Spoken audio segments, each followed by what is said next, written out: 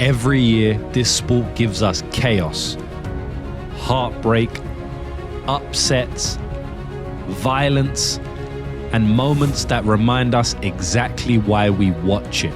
Today, we celebrate the fighters, the wars in the octagon, the disasters that happened, the robberies, and the bets that either paid for a holiday or made you question your life decisions. Welcome to the Lucrative MMA Awards 2025.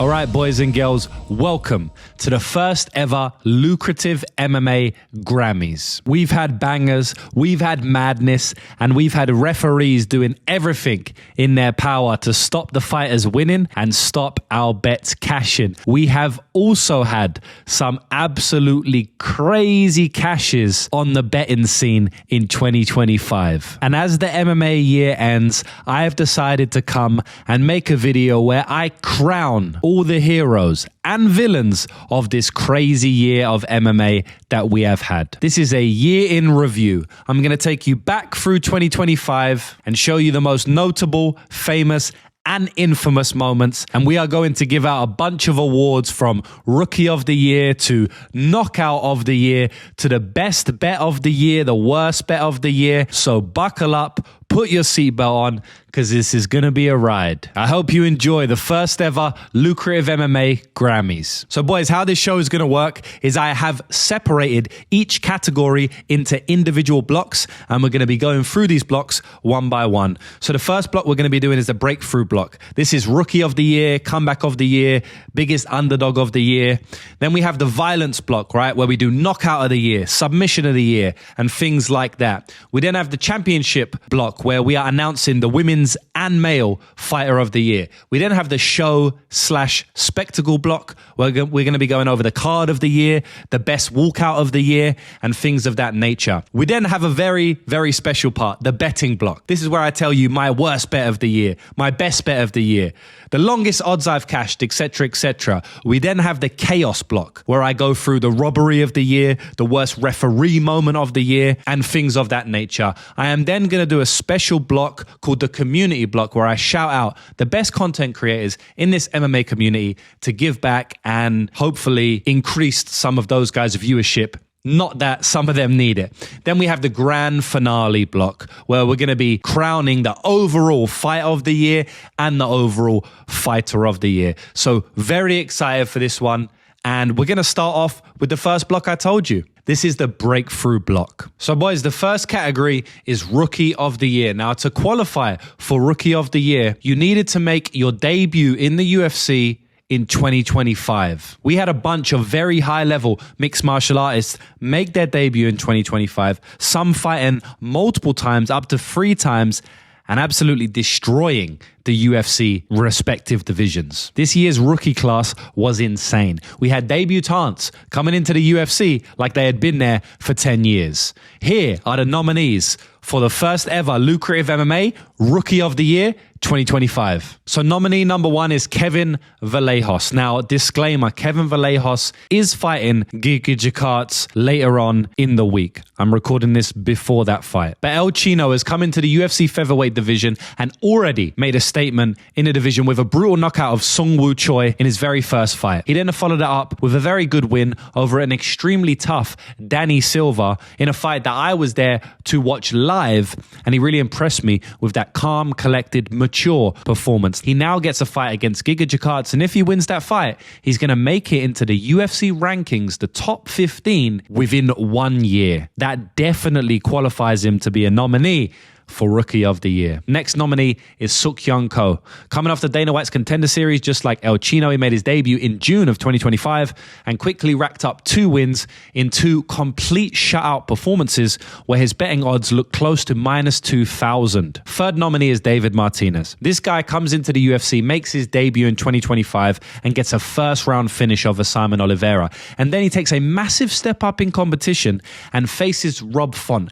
An extremely uphill battle David Martinez was faced with, but he passed it with flying colors. He instantly boosted himself in the rankings within his first 2 fights in 2025, and he made a big stamp on a bantamweight division almost immediately. The next nominee is Atiba Gautier. Now, by the time of recording this video, he is the only fighter who has fought 3 times in 2025, and there's only one reason he was able to do that. All first round knockouts. He took no punishment, so of course he can get back in there fast. This guy has burst onto the scene in the middleweight division, getting 3 round 1 knockouts. So that concludes the nominees. We have Atiba Gautier, Suk-Kyung Ko, David Martinez, and Kevin Vallejos. So, ladies and gentlemen, your Rookie of the Year for 2025 is Atiba Gautier. Congratulations, Atiba. You had 3 fights in 2025, 3 knockouts, and 3 first round knockouts. You was by far and away the best choice for Rookie of the Year, in my opinion. Now, caveat, you didn't fight the top level of competition compared to someone like Kevin Vallejos, David Martinez. But man, 3 KOs in round 1 cannot be denied. I'm expecting big things from Atiba Gautier in 2026, or as I like to say, Atiba Gautier. Category number 2 is going to be Comeback of the Year for 2025. So these are fighters who looked absolutely cooked in the fight. They looked like they was on their way to losing. They was on their way out, but somehow snatched victory from the jaws of defeat and rose up like the Undertaker. So for the nominees for this category, we have Charles Johnson versus Lona Kavanagh. Johnson was looking outclassed, clearly down on the scorecards, comes back. We also have Terence McKinney versus Chris Duncan. McKinney goes out there like a bat out of hell, catches Duncan multiple times, but Duncan rallies back to get the finish in the very same round. Nazim Sadikov versus Nicholas Motta is our 3rd nomination. Sadikov looking down and out at one point, but comes back to get a brutal knockout of his own. Last but not least, we have Iwo Baranowski against Ibo Aslan. That was a back and forth rock'em sock'em robot swinging contest that Iwo eventually got the knockout in. So the Comeback of the Year for 2025 goes to Charles Johnson on his comeback win over Lona Kavanagh. Obviously, this was a bit of a tough one, guys, because there was some where the fighter came back in the very same minute, you know, like Iwo versus Aslan. Ibo was putting it on him, but Iwo also hurt him in like the same sequence, you know. So although the comeback was crazy, I never thought he was 100% going to lose the fight. He was always kind of in it because Ibo was not dropping him and he was quite aggressive. Obviously, Terence McKinney versus Chris Duncan, that is a great comeback as well, but I'm going to go with Charles Johnson over Lona Kavanagh. I mean, Lona Kavanagh literally looked like a world champion against Charles Johnson in that fight. It was one of the greatest performances, greatest 1-round performances I've seen in 2025. Like, Lona Kavanagh looked like one of the best fighters we've ever seen in the octagon. He really did. Charles Johnson had no idea what was going on. He didn't know how to catch him. He was getting caught with big shots. He was getting outskilled, outmaneuvered on the feet, out-footworked, outspeeded. Like, everything Lona was doing to him was working. He even was able to grapple him. But Charles Johnson will not be denied. His will to win will not be denied. And in the second round, with only about 20 seconds left on the clock, he lands a knockout that switches Lona Kavanagh's operating system completely off. That was a brutal knockout. He was out way before he hit the ground. And honestly, one of the reasons I'm choosing this as the award, I'm choosing this as the winner of the award, is because no point during that fight I thought Charles Johnson was going to win. You know, like, I thought the guy's done. But with the other fights, I had faith that they would win, even while I was watching live. Iwo versus Aslan, it was a swinging contest. Iwo didn't get dropped. I know he has big power. He was still swinging. I knew that he could come back from that. Terence McKinney versus Chris Duncan. I was expecting Chris Duncan to come back. Even though he's getting hurt and rocked, I was expecting him to still win the fight. It wasn't a shock to me. He came through adversity, but it wasn't a shock. And the exact same can be said for Nazim Sadikov. Yeah, he was getting hurt, but I had a suspicion he would come back. Charles Johnson versus Lona Kavanagh, I didn't think he was going to come back at all. You know, it was a mollywop. I mean, Lona Kavanagh looked minus $1 million. It was a crazy knockout. And it was the only knockout of all of those that I nominated that I was genuinely shocked to see. You know, I was speechless when I saw that knockout. Brutal knockout. Well done to Charles Johnson. Congratulations. The next category is for the best underdog cash of the year. Now, I was going to do the biggest underdog cash, but then there can be no nominees because there's only one biggest underdog. So to qualify for this, you had to be a plus 300 underdog or higher and win the fight with no controversy. So the nominees for this prestigious award, Best Underdog of the Year, we have Ethan Ewing against Malcolm Wellmaker, where he closed a plus 360 underdog. Completely stopped the hype train of one of the biggest, the most hyped prospects in the UFC, and he done it dominantly as well. The next nominee is Raoni Barcelos at odds of plus 700. He, in January, right at the start of the year, so he qualifies, also stopped one of the biggest hype trains in the UFC at that time, Peyton Talbot, at a massive plus 700 line. The next nominee is Peter Yan at closing odds of plus 350 against Merab Dvalishvili, where he reclaimed this title against the potential GOAT of MMA at the moment. He had to be in there. Last but not least, we have Alonzo Menefield, a plus 550 underdog against Umar Sy, and he goes out there and gets a unanimous decision win, 29-28, to again kill the hype of a big prospect at the time in the light heavyweight division, Umar Sy. So boys, this wasn't an easy one because there's many ways you can look at it, right? Obviously, I'm tempted to choose the biggest underdog of the lot, which was Raoni Barcelos. But at the same time, I'm tempted to pick someone like Peter Yan because he beat such a great fighter in Merab. But boys, the winner for the best underdog of 2025 goes to Peter Yan at odds of plus 350 in his title reclaiming fight against Merab Dvalishvili. Boys, maybe it's recency bias because it happened not long ago, but I had to go with Peter Yan. I mean, plus 350 in a fight where, in my opinion, he won every single round. The real reason I chose Peter Yan, as you can guess, is because who he did it to. You know, he did it to Merab Dvalishvili, one of the greatest fighters in MMA today. Some say, I remember John Anik at the press conference was saying that Merab may be on the Mount Rushmore of MMA, you know, by the time his career ends. I think that after that loss, things will probably change, but it just shows you the sentiment going in to that fight. He was unstoppable. He was unbeatable. You know, we did bet on him, me and everybody in my VIP betting community did bet on him, but for the most part, everybody was counting him out. And although, you know, Raoni Barcelos was a bigger underdog, Alonzo Menefield was a bigger underdog, none of them fought Merab Dvalishvili. So I had to give this one to the current bantamweight champion, Peter Yan. And I'm very much looking forward to his next fight and also a trilogy fight with Merab one day. All right, now we have made it to the violence block. This is a very exciting block. So in this block, we're going to be crowning the knockout of the year, the submission of the year, the best fight of the year, and the best women's fight of the year. Get ready for the blood and chaos. All right, in the next category, we have knockout of the year. This is the fun one, boys. Knockout of the year is never an easy one because this is MMA, this is fighting, and there's a hella knockouts every single week, and I have to pick the best one for the entire year. But luckily, I don't have to pick the best one. I do have to pick the best one, but I can show you some cool nominees as well. So as I tell you about the nominees, we're gonna throw some highlights on the screen of the knockouts that I'm talking about, so we can watch them one more time together because they deserve to be replayed. So for the very first nominee, we have the next nominee is Mauricio Ruffy in his spinning wheel kick attack on Bobby/King Green. That was a brutal attack, and it really put Mauricio Ruffy's hype on another stratosphere. If they fight that fight 10 times out of 10, he probably doesn't land that shot in any of those fights. It was just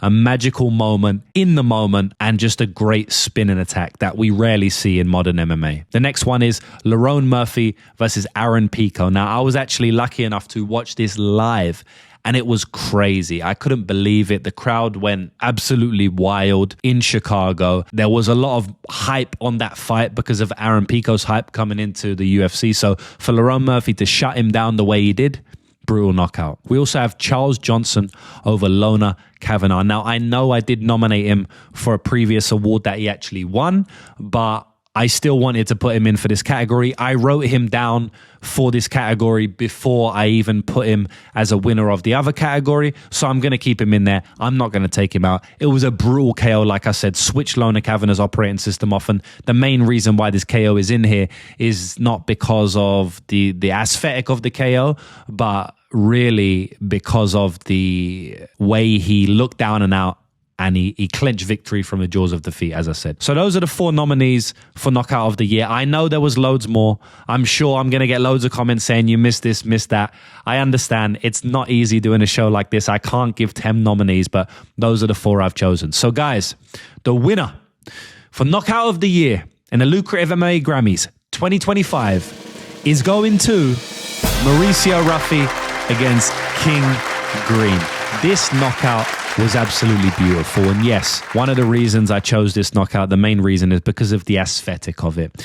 Okay, it wasn't against the most high-level opponent of all time. It might have been not in the most significant fight. There might have not been so much hype around this fight. But, I mean, just look at this KO, boys. It's absolutely beautiful. How could I not pick it? And it is always picking knockout of the year because it's like, what do you pick? You know, do you pick the KO that looked the most pretty? Do you pick the KO against the toughest opponent? Do you pick the KO in the biggest fight, like a title fight? I guess it's down to interpretation. But I am going to go with Mauricio Ruffi over King Green. I am a sucker for beautiful striking and flashy strikers, so maybe that has part to do with it. But I really think that Mauricio Ruffi against King Green was the best knockout we've seen in 2025. So congratulations to you. Again, brutal knockout. The next category is Submission of the Year for 2025. Now, I can't lie. There wasn't so many outstanding submissions this year. Like, we didn't get any crazy buggy chokes. We didn't get any crazy inverted triangles or any really, really slick submissions that stood out to me. There are obviously a couple, but there wasn't that many. But I believe that the ones I have chosen as nominees deserve to be there. So for the first nominee, we're going to go with Gene Silva in his fight against Bryce Mitchell, where he finished him via ninja choke. Now, there was a lot going into this fight. You know, Gene Silva and Bryce Mitchell had heavy beef. There was a lot of hype. And to see him out physical Bryce Mitchell and put him in a ninja choke, very, very tight one, I think not only the submission itself, but everything surrounding it, he deserves to be in this category. The next nominee is Sean Brady against Leon Edwards and his guillotine. It was an elite move, and it's very, very hard to pull off at the UFC level. And to do it against somebody who had never been submitted before, that says it all. Next nominee is Anthony Hernandez with his rear naked choke submission over Roman Dolidze. Now, by far, this was the most brutal looking submission. I mean, the way he submitted him was like him submitting his son or something like that. The visual of him rear naked choking and just Dolidze tapping and him just letting go while still standing was a brutal visual for 2025. The next one is going to be Walter Walker versus Kennedy Nzechukwu and his heel hook. So he had 4 heel hooks in a row, never seen before at this level, potentially never will be seen again at this level. So it was hard to choose what one, but I believe the Kennedy one was the best because he rocked him on the feet first. He dropped down. Kennedy screamed out in agony when he was tapping, and it was also the fastest one he did. And it was one of the only ones where he got a performance of the night bonus. The other 3, he only got 2. Performance of the night bonus out of the 4 he did. So that was my favorite one, and we have to put him in there because of his spree of 4 heel hooks in a row. The next nominee is Merab Dvalishvili and his north-south choke over Sean O'Malley. Now, obviously this choke, again, you don't really see this choke in modern MMA. North-south choke is extremely uncommon, and to do it against someone of Sean O'Malley's stature in a title fight, in a rematch, it really cemented Merab as one of the greatest of all time. You know, I think after he did that, people really started to pay attention to Merab. Obviously, they knew he was good before that, but I distinctly remember the MMA community kind of shifting the narrative on Merab after that. Like, oh, he does finish fights. Oh, this guy might be the greatest fighter we've ever seen. So he had to be in there. So lads, this wasn't an easy one to pick, and there was a couple I was going back and forth on, but the winner for Submission of the Year 2025 is going to go to Walter Walker and his heel hook over Kennedy Nzechukwu. And boys, the main reason I am picking Walter Walker is not because he only submitted Kennedy, but because of his heel hook streak. I couldn't do a category best finish streak. I mean, I could have. Best finish streak in the UFC. But I wanted to acknowledge how crazy it is that in the year 2025, somebody can go into the UFC at the UFC level, no matter whether it's heavyweight, 'cause I know people are going to say that heavyweight, which they are lower level than a flyweight, for example, but it doesn't matter. To go into the UFC, any division, and pull off 4 heel hooks in a row, it's something special, and I wanted to honor that with giving Walter his flowers here in the Submission of the Year category. And at the end of the day, man, as I mentioned when I was calling out the nominees, the submission against Kennedy was brutal. He screams out in agony. Walker drops down, gets a finished before the 60-second mark. In less than 1 minute, he has torn Kennedy's ankle to shreds. Not only did he tear his ankle to shreds, but he did it from a standing position. He just dropped down. He's like, I'm just going to drop on the floor. I'm going to give up this position where I have standing over you, hurt you, and I'm going to drop on the floor. So Walker's heel hook was honestly the clear winner in this category for me this year. Congratulations. Crazy spree, crazy skills, and crazy submission. All right, boys, now we've made it to Fight of the Year. This is probably the most prestigious category outside of maybe Fighter of the Year. Fight of the Year deserves its own show, honestly. And we had some great fights of the year. I've got a lot of nominees for this because I wanted to give honorable mentions to so many fights. I mean, every single week we have about 12 or 13 fights in the UFC. So for me to pick 3 nominees, it's basically impossible, guys. So for the first nominee, we're going to go with Chris Duncan in his fight against Mateusz Rebecki. Now, virtually all of Chris Duncan's fights this year could be up for Fight of the Year. I mean, definitely his last 2. He had some wars in the octagon. But his fight against Rebecki was a special one. You know, up until round 3, it was a crazy war. But then for him to go out there in round 3 and put his life on the line in order to get that 50K bonus and to hopefully finish Mateusz Rebecki, it just made for an even better fight, an even better culmination. And round 3 was probably the best round of them all. So yeah, Chris Duncan versus Mateusz Rebecki. I got to watch this live as well. Had a bet on Chris Duncan.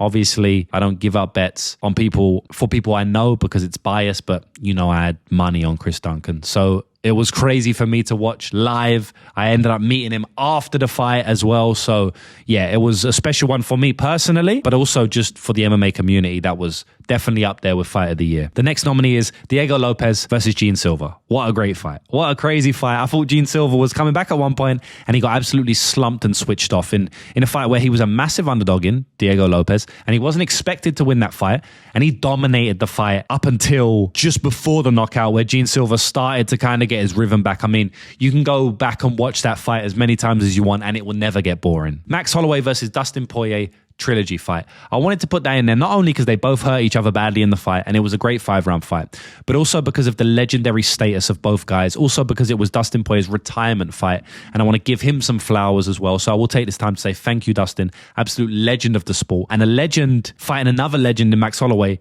who gave us a legendary fight in a legendary trilogy. I mean, if this wasn't in there, I'm not a real MMA fan. So it was a great fight in its own right, but so much around it and surrounding it, I had to put it in there. The next fight is Nazim Sadegov versus Nicholas Mara. I mean, this was an all-out war. When I was watching live, I was like, is this the best fight of all time? Like, is this the best fight I've ever seen? And I think, you know, now time has gone on, I wouldn't put it up that high. Now the dust has settled, but it definitely deserves to be a nominee or even maybe a winner for the lucrative 2025 Fight of the Year. The next fight is Martinetti versus Vologdin. How could this not be in it? This is a Dana White's Contender Series fight. So I was thinking, does it qualify? Because it's not really UFC, but I'm really just doing the MMA awards, to be honest. It's UFC dominated because the UFC dominate MMA. But I had to put in Martinetti versus Vologdin. I mean, this is maybe the greatest fight. This is maybe the greatest fight of all time. Like, it really is. It could be the greatest fight of all time. And yeah, it was just a great fight. I have nothing else to say. I mean, they was beating 7 shades of SHIT out of each other. It is dangerous for their health to be in a fight like that, but it was amazing for our entertainment. So they definitely had to be here. The next nominee is going to be Merab Dvalishvili versus Umar Nurmagomedov. Just a display of 2 of the best martial artists in the game right now. A display of elite scrambles, elite wrestling, non-stop action. In a 5-round fight, there was never a boring moment. And this is a 5-round bantamweight title fight. So this had to be in there. It's honestly maybe my favorite fight of all time. So yeah, this was definitely going in there. And last but not least, at all, Brandon Royval versus Joshua Van. What a fight. We wasn't even meant to be getting it because Cape was meant to be fighting, but he pulled out injured. So luckily we got Van versus Royval. And I mean, it's as close to a 50-50 fight, close to a 50-50 war that you could ever get. Joshua Van, the way he won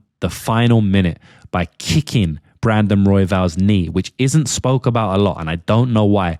The way he changed the entire trajectory of that round was amazing. You know, it was a great in-fight adjustment that we rarely see in modern MMA. It was very reminiscent of Stipe Miocic versus Daniel Cormier, where he started to throw body shots in the middle of the fight that completely changed the fight and won him the fight. Joshua Van did the same thing with the leg kicks. Outside of that, it was just a crazy war. 1-1 going into round 3. They both beat each other up so badly. Both fighters were badly injured, badly damaged, and both fighters were just landing at will. It was a great 3-round war that culminated in a knockdown as well. So yeah, that had to be in it. So the winner of 2025 Fight of the Year is Martinetti versus Vologdin on Dana White's Contender Series. Guys, this was an absolute war, an all-out brawl. How could I not choose this one? There was never a dull, not moment, but second in that fight. There wasn't a dull second. I don't understand how two humans can go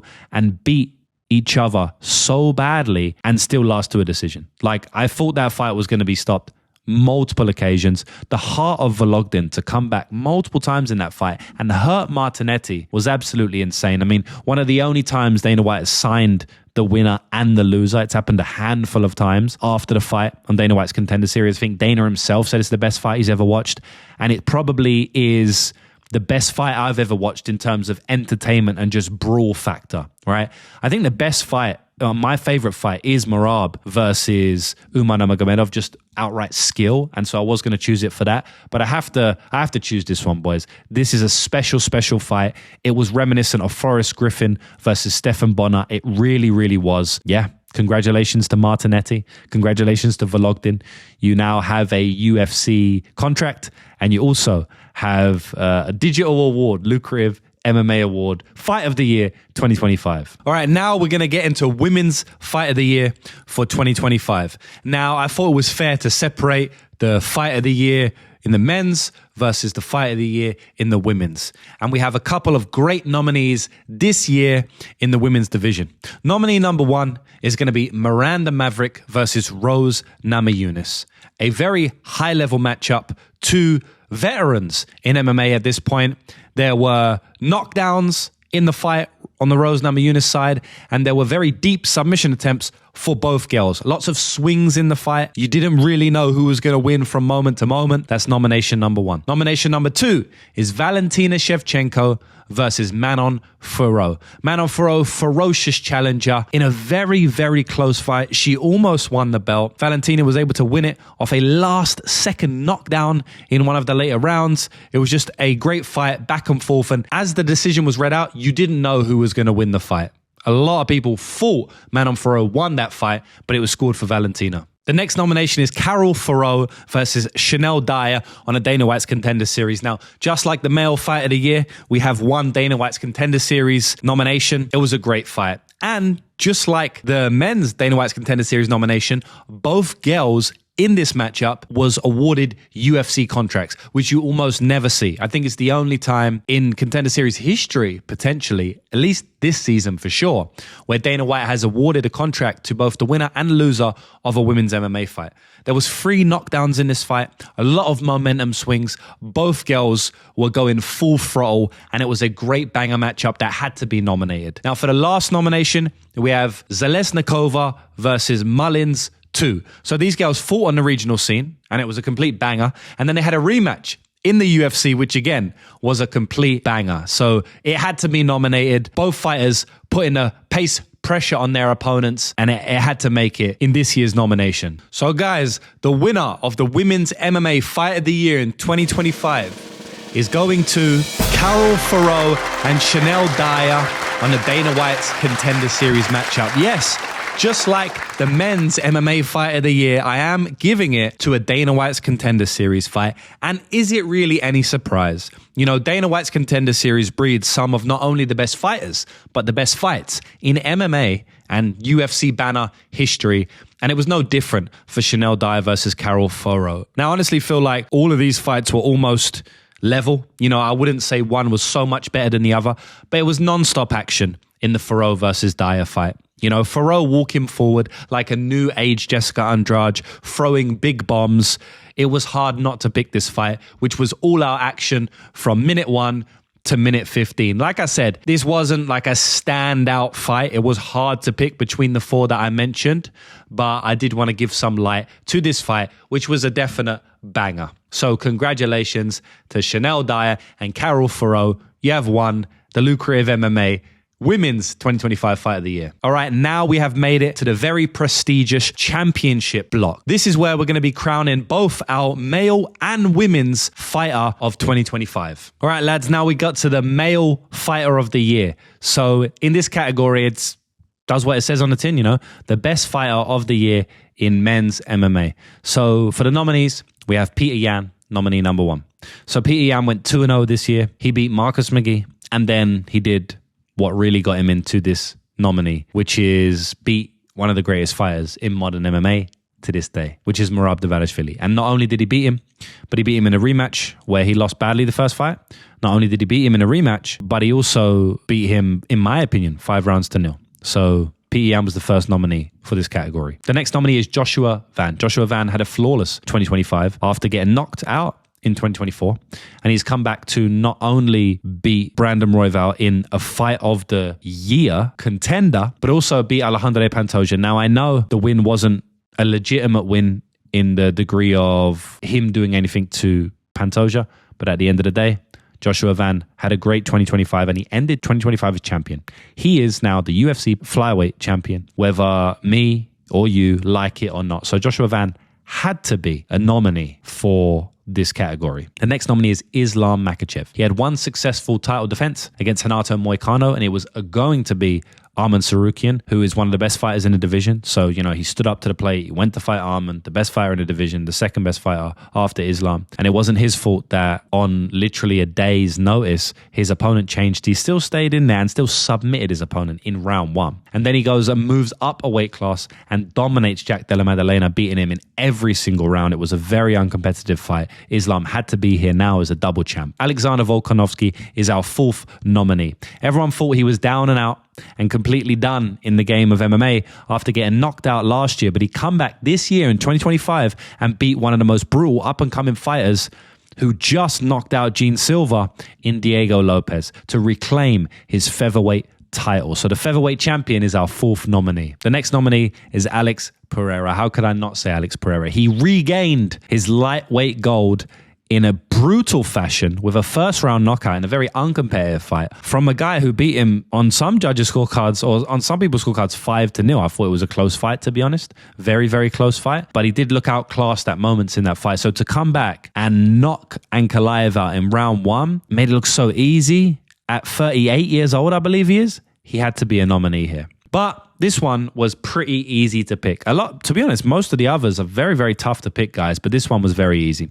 And I don't think anyone can disagree here. So the winner for 2025 Male Fighter of the Year goes to Islam Makhachev. Of course, it had to be Islam. He defended his lightweight belt and then he moves up in weight to fight the current welterweight champion in a weight class that is 15 pounds higher than his own, and not only wins the belt, but dominates his opponent. Everyone was like, how is Islam going to look up a weight class? Is he going to be big enough? Jack Della Maddalena has good takedown defense. We saw it in a Bilal fight. No. Islam showed everybody who he is. One of the greatest mixed martial arts to ever walk the planet. And he proved it this year. Double champ Islam.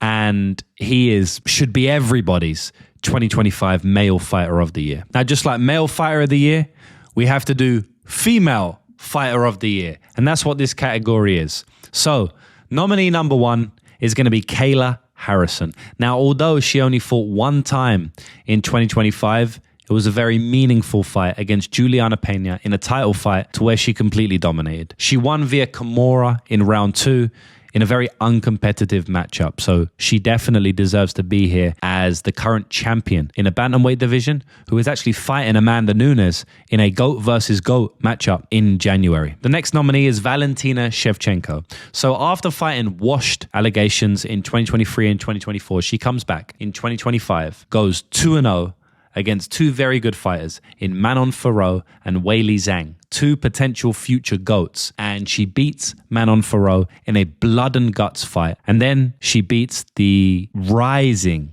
surging, dominating contender in her division, who was actually a current champion in a division below, in Weili Zhang. And a lot of fighters, a lot of people were picking Weili Zhang to win that fight. And it was one of the most uncompetitive fights that you will see in 2025. Valentina Shevchenko completely dominated Weili Zhang like she did not belong in the octagon with her. Valentina Shevchenko cemented herself, in my opinion, as one of the greatest women fighters of all time in a great 2025. The next nominee, last but definitely not least, is Mackenzie Dern. She also goes 2-0 in 2025 like Valentina Shevchenko, but unlike Valentina Shevchenko, she gets a finish. She comes in against Amanda Rimas in a rematch where she lost handedly in the first fight. And it's always tough to, get that W back after you lost against somebody because maybe they have your number. And she got an armbar win. She finished Amanda Ribas and then fought for the title against Verna Jandiroba in a fight that she handedly won. It wasn't close, to be honest. A lot of people watching that fight and saying they don't know who's winning. I knew who was winning. Mackenzie Dern. Maybe I was biased because me and the Elite Zone cashed on her, but I don't think so. That was a clear win from Mackenzie Dern. She won the title. She is now a champion, and she cemented herself as one of the best female fighters, not only on the planet, but one of the best female fighters in 2025. So, boys, a bunch of solid nominees there, all champions in their respective weight classes, but there was only one winner here. And the winner for Women's Fight of the Year 2025 goes to Valentina Shevchenko. Yes, you guessed it. Valentina Shevchenko, in my humble opinion, is now the greatest female fighter in MMA history. I don't think there's been a better fighter. Perhaps one day there will be. I won't say that, but I don't think there has been up until this point. Valentina Shevchenko has had a long storied career in MMA. She has won titles many moons ago, and still to this day, she is defending it against the best girls in the world, up and coming girls, the new generation of girls like Manon Fiorot. Even though Fiorot is older, she is in the new generation of fighters in the UFC in the last 3 to 4 years, and also against athletic freaks and phenoms who are champions in their own weight class like Weili Zhang. Valentina Shevchenko, greatest women's MMA fighter of all time. And she proved it in 2025. In my opinion, she was the clear winner. It was not close on my scorecards. All right, now we have made it to the show and spectacle block. This is our production and atmosphere section, and we will be covering the pay-per-view of the year, the fight night of the year, the best walkout, and the best coach/best gym of 2025. So the next category is pay-per-view of the year. And boy, oh boy, did we have some bangers in 2025. So many pay-per-views to choose from. So many great pay-per-views to choose from. And here are the nominations. So nomination number 1 is going to be Alexander Volkanovski and Diego Lopez at UFC 314. This card was great top to bottom. A lot of amazing moments. And to see Volkanovski capture his belt after being down and out in the previous years, it was a great UFC 314 pay-per-view. The next one is UFC 317. That was Ilia Topuria versus Charles Oliveira. Not only did we have one of the greatest fighters in 2025, Ilia Topuria, competing and winning a lightweight title, moving up in a weight class in that event, we also had one of the best fights of the year and nominees for Fight of the Year on this show, which was Joshua Van versus Brandon Royval. We also have UFC 319, Khamzat versus Dricus du Plessis as a nominee. Now, in this, we saw Khamzat finally claim gold after being in the UFC for many years and do it in dominant fashion. We also saw 2 spinning knockouts back-to-back. Carlos Prates over Jeff Neal and Lerone Murphy over Aaron Pico. A very special night in Chicago that I was lucky to be there live to watch. UFC 322, Islam Makhachev versus JDM is the next nominee. Seeing Islam go up and capture his title on a great card was obviously always going to be in here. And the last nominee is going to be be UFC 320. Alex Pereira reclaiming gold against Magomed Ankalaev in the rematch. So guys, I've thought long and hard about this one. There's arguments for every pay-per-view, honestly. But the winner for pay-per-view of the year 2025 is going to UFC 317, Ilia Topuria versus Charles Oliveira. Guys, how could I not choose this one?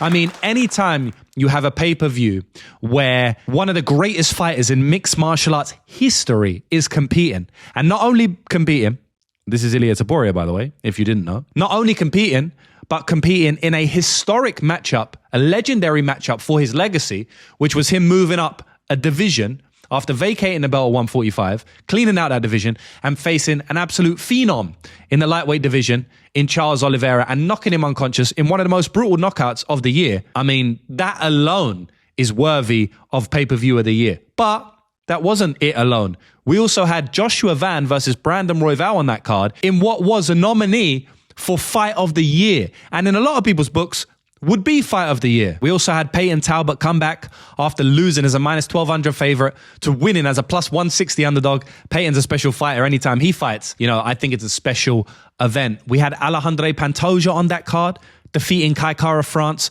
with a rear naked choke and honestly cementing his legacy as one of the greatest flyweights of all time.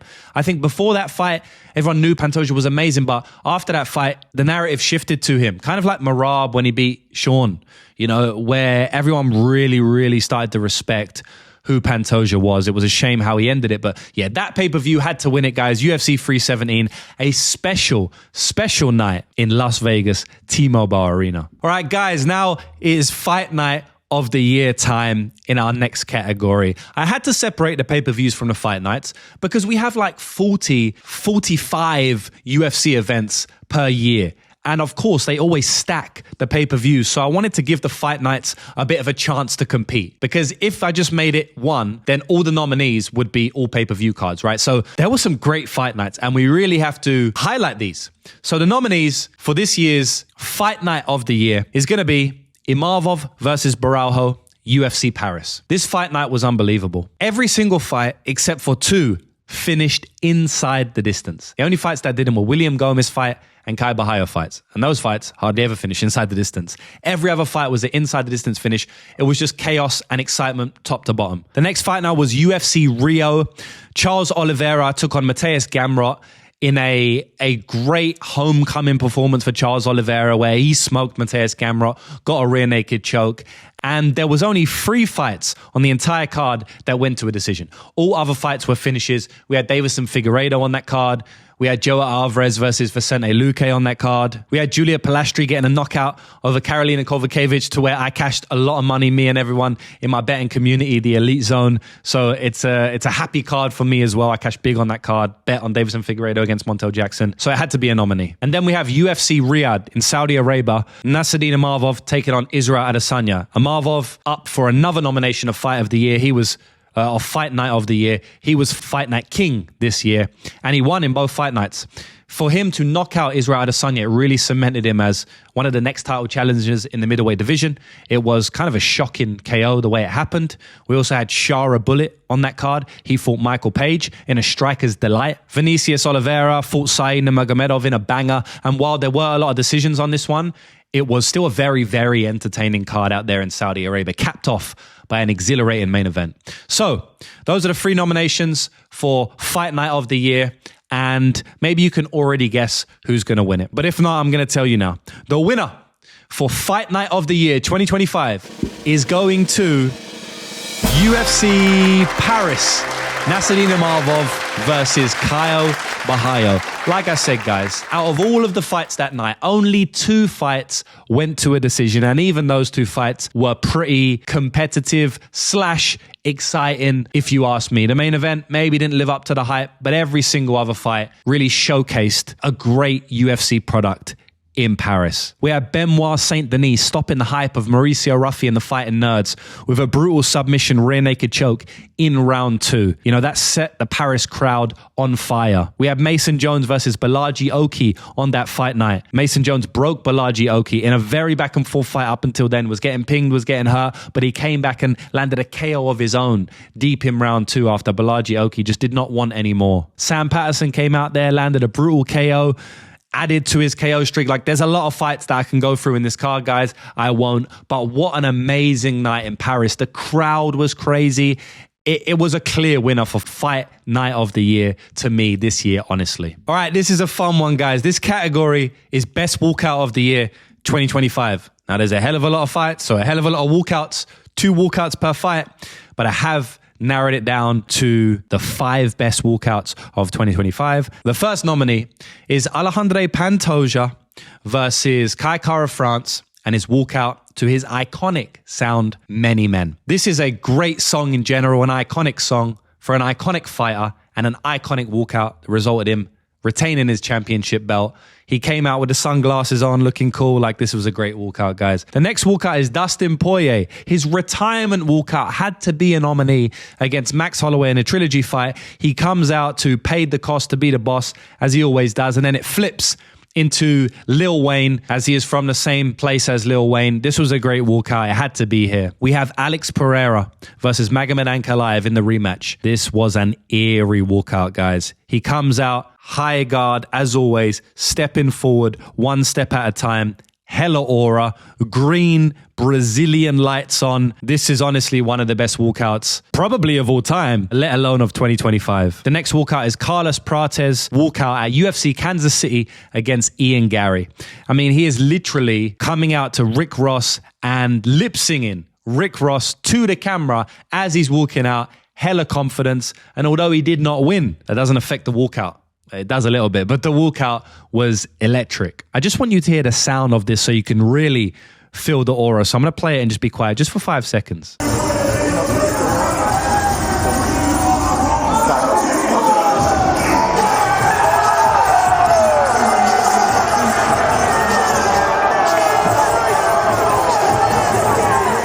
What a good walkout. That was an electric walkout. Had to be a nominee. And last but not least, we have Hamzat versus Dricus. His walkout was electric. This was at UFC 319 in Chicago. I watched it live and he won the title. It was a great walkout. So those are the nominees for 2025, guys. And there was 2 that really stood out to me. But the best walkout of 2025 award is going to go to Hamzat Chimaev versus Dricus du Plessis. This was a crazy walkout. I may be biased because I was there in person, but when I tell you now, the entire crowd went silent as he walked out. Hamzat Chimaev, as he walked out to go and go and claim his belt after so many years in the UFC.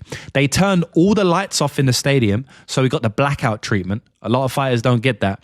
But Hamzat did, which made it just even more special. And to get it not as a champion is kind of crazy. I don't think they've done that for many fighters in the UFC history, but they did it for him. It added to the aura. And then his music started playing. That music that is synonymous with Hamzat Chimaev. Then he comes out smiling.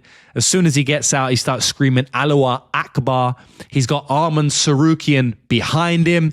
He's running to the octagon smiling. And then he goes out and dominates. Like, that walkout was unbelievable. It was between him and Alex Pereira's walkout, but I had to give it to Hamzat, because he really made history. So did Alex, but he really made history claiming the belt that night. It's my number 1 walkout of 2025. Like I said, biased because I was there, but I was there, so it is what it is. Amazing walkout. It was great to be there live for it, but watching it back is just as good. Congratulations to Hamzat Chimaev. You not only won the belt, but more importantly, you won an award from the first ever Lucrative MMA Grammys. All right, now category best coach or best gym for 2025. Now, 2024 was clearly the Fighting Nerds, but 2025, it's not the Fighting Nerds. I'm not going to say they fell off, but they did lose a couple of fights, which puts them out of the running since they don't have like a super deep squad. But I do have some very good nominations this year. So the first nomination is going to be the Abdul Manap Fight Academy or Nurmagomedov School. Now, at the end of the day, boys, These guys are some of the best in the business, and they're always really going to be a nominee in any single year for the most part. I mean, Umar Nurmagomedov did lose against Merab in a 50-50 fight. He still burst onto the scene in January with that great performance. Even though he lost, it was a great performance. And then he beat Mario Batista fairly cleanly in 2025. We also have Usman Nurmagomedov, who beat Paul Hughes twice, controversy or not. The second one wasn't really. And I mean, people say it was, but I felt like he won that fight. The first one, I don't think he did. It was a draw maybe. But yeah, Usman, again, retained his belt, cemented himself as one of the best fighters on the planet, even though he isn't in the UFC. Islam Makhachev, I mean, literally the fighter of the year. So obviously his gym is going to be in the running. And there's a lot of other fighters who did pretty well, guys. So yeah, they was always going to be nominated. The next nominee is Kairat Nurmagomedov, who is Peter Yan's coach, who clinched his nominee position after his pupil Peter Yan defeated Merab. And, you know, he has come out and kind of been announced to the world after that fight, but I did know of him before that fight. And it was actually part of my capping to why I bet on Peter Yan against Merab, because I know that Kairat is a very, very good coach. So he had to be in here. I mean, they dethroned maybe the GOAT of MMA in 2025. So he was an easy nomination. We also have ATT Coconut Creek, Florida. That gym is packed with maybe the most talent on planet Earth in MMA right now. So of course, they was going to be right up there. Another nomination goes to Next Gen of Liverpool, an English gym who has burst onto the scene, mainly spearheaded by Paddy Pimblett, who is now fighting for the lightweight title in early 2026. They also had 2 new signings to the UFC coming in November with Shamrock, who started his career with a loss, but Luke Riley, who started his career with a big KO. So Next Gen definitely are on the list. So boys, those are the 4 nominations this year. I'm sure there's other gyms. I'm not the best at picking the best gyms and coaches and stuff like that, because I don't look to it as much as maybe some other MMA handicappers or MMA analysts, but those are my 4 nominations this year. And the winner for the best coach or gym of the year is going to go to ATT Coconut Creek, Florida, American top team. It had to, guys. I mean, they have some of the best fighters on the entire planet. I mean, it's a crazy gym.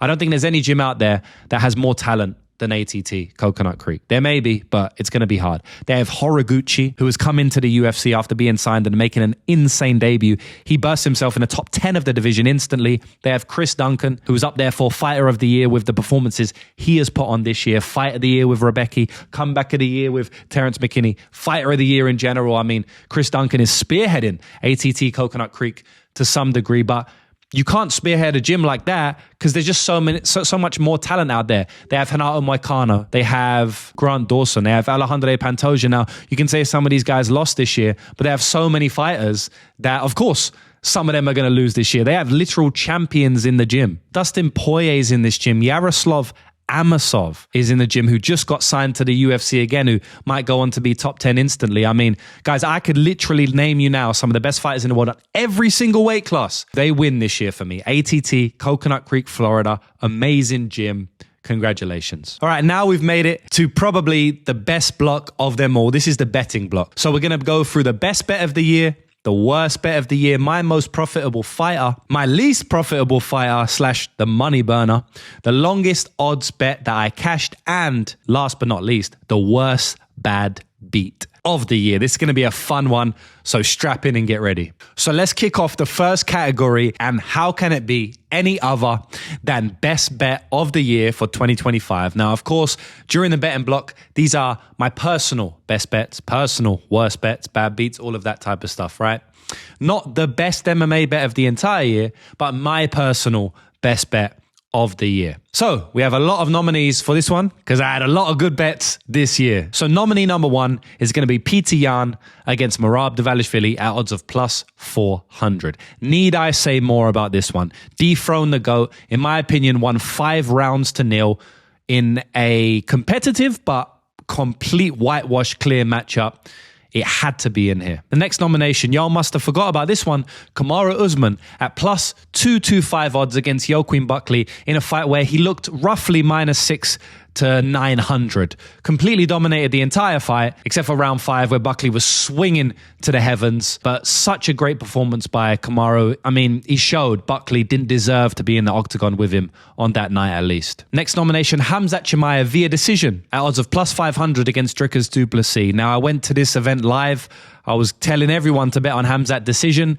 Everyone was like, what the hell are you talking about? Of course, this is not going to a decision. That's why it was line plus 500, and it never looked like it wouldn't go to decision. It looked around minus 400, even the prop, but it was plus 500, so that was a great one. The next one is Carlos Prates max bet over Leon Edwards, and also we laddered it with Carlos Prates via KO plus 160 and KO round 2 plus 650. We hit everything. It was also hammer of the week and the whole ladder, so I wanted to put it on here. It was a fantastic bet, and it was a max bet. It was just like a special bet of the year for me. I actually paid for one of my holidays this year, so a special bet personally to me all round. The next bet, it's like a double bet. We got Sukyanko via decision and Sukyanko money line against Oban Aliyev. The money line was plus 400 and the decision line was plus 1,000. I'm also going to sandwich that in with Sukyanko minus 180 against Phil Rowe, because in both fights, he genuinely looked minus 2,000 odds. So the implied probability percentage, you couldn't get a much better bet than that if we're going on implied probability only. We've also got Valentina Shevchenko at minus 110 against Wei Li Zhang. I mean, boys, again, she looked like minus 500. Like all of these bets, really, they're looking, for the most part, they look massive favorite, but the lines were underdog or close. You know, minus 110 against Wei Li Zhang was an absolute gift line. It turned out to be. She dominated her pillar to post, and again, it just looked like she didn't deserve to be in the octagon with her. Now we're going to flip it. I had Wei Li Zhang at plus 140 odds against Tatiana Suarez. Again, a fight where it looked like Suarez didn't belong in the octagon. Outside of the first 3 minutes, Wei Li Zhang beat her in every realm of MMA. And the final nomination is Pat Sabatini against Joanna Brio at odds of plus 200. I mean, again, just looked minus 1,000. It was a great bet on a big underdog. So boys, there's a lot of nominations there, right? And it's very hard to choose just one. But for the best bet of 2025, and this is actually, in my opinion, the best bet, not my personal best bet, but just the best bet of the whole year in general, it's going to be Sukyanko and Sukyanko via decision at odds of plus 400 and plus 1,000 against Oban Aliyev. I mean, at the end of the day, guys, Sukyanko genuinely looked 95% implied in that fight against Oban Aliyev, and they gave him an implied win probability of 20%, right? So 20% to 95%, 90% if you want to be generous. Elliot wins that 10% of the time. How? Has he landed a knockout, Elliot? Whatever. We be generous. We give 90% chance for Sukyanko to win that fight. They was given 20% chance, the bookies, right? Plus 400 is 20%. So they're basically saying, or after the fight, it turned out that we had a 70% edge on the bookies. A 70% edge. It doesn't exist in sports betting. 70% edges don't exist. Only in MMA, for the most part, will you find a 70% edge. It was an insane line. We may never see a bet like it again. Maybe we will, like once a year, we usually have one, but that was a generational bet. It could go down as my best bet in MMA history once I stop betting. You know, I think up until this point, I've been betting for 15 years on MMA, boys, 10 years on MMA consistently. I think 11 years. I think that's my best bet ever. So, of course, it had to win Best MMA Bet of 2025. Congratulations to me and to Sukyanko. Dominated Oban, and then he went on to dominate Phil Rowe as well. All right, now, boys, just as I've done Best Bet of the Year, I got to do Worst Bet of the Year as well. I can't come out and take all the glory for these great bets that I've had if I'm not able to own up and admit defeat to the worst bets of the year. So we're going to do that right now. So the nominees... This is going to hurt. The nominees for the worst bet of the year. Number 1, Azamat Bekhoev versus Yusri Bulgaria, odds of minus 250. I mean, what was I doing here? He couldn't take him down. He definitely couldn't strike with him. Just an all-round bad bet. Got finished in round 2. Luis Garuli versus Ode Osborne is the second nominee here. Minus 225 odds again. Pretty big favorite. Fairly big favorite. And he just got mollywopped. You know, he just got dominated, got finished. Again, very, very bad bet. Bo Nickel at minus 300 against RDR. Yes, guys, I did it. I bet on Bo Nickel against RDR. I'm sorry. Put my hands up. I thought he was going to get the guy I saw in a Rodolfo Vieira fight, but he wasn't fighting Rodolfo Vieira. He was fighting a real contender in RDR. And yeah, it was just a very, very bad performance and a very bad bet. I shouldn't be laying that juice on that guy, no matter what the true implied line is in a year or two. I just shouldn't have done that. It was a terrible decision, bad bet. I own up to it. What can I say? It might even win. Now we've done a bunch of big favorites, a couple of bad underdogs. Tainara Lisboa against Luana Santos at odds of plus 145. I add an O on the end there. I mean, Tainara Lisboa had nothing for Santos. She got taken down easily because she can get taken down easily, and Santos is just so much better on top. She's a better wrestler and a better grappler, so she's always going to win that fight. Like, Tainara Lisboa has to land a KO? In women's MMA, I mean, it's very rare she's going to win that fight. Another one, Kevin Lee, at odds of plus 900 against Gadzi Rabadanov. I mean, yeah, again, add another O. Plus 9,000 he should have beat. Kevin Lee completely washed for about 5 years. So why am I betting on him in the year of 2025? I mean, it was a hope. I had a dream that he would come back ready. He was talking all the right things before the fight. It doesn't matter what you talk. If your body is not there, your body is not there. And his body is gone for about 4 or 5 years now. So very bad bet for me. I don't care if the odds were plus 900. He looked plus 9,000. Those are the nominees, boys. 5 very bad bets there. So how are we going to choose the worst one? So I think, you know, it's funny because they're all bad bets, but I think there's a clear winner. And the clear winner for Lucrative MMA, Lucrative James' worst bet of 2025 is going to none other than Bo Nickel at odds of minus 300 against RDR. I mean, what was I thinking? What was I doing now? The read I had on this fight, let's laugh a little bit more. Let's laugh at me a little bit more. The read I had on this fight was Bo's a better wrestler and RDR is a grappler. So he needs to take the fight down to win the fight. But he ain't going to be able to take Bo Nickel down. And if he does, it's going to be just a quick takedown. Bo will get straight back up because he's so athletic.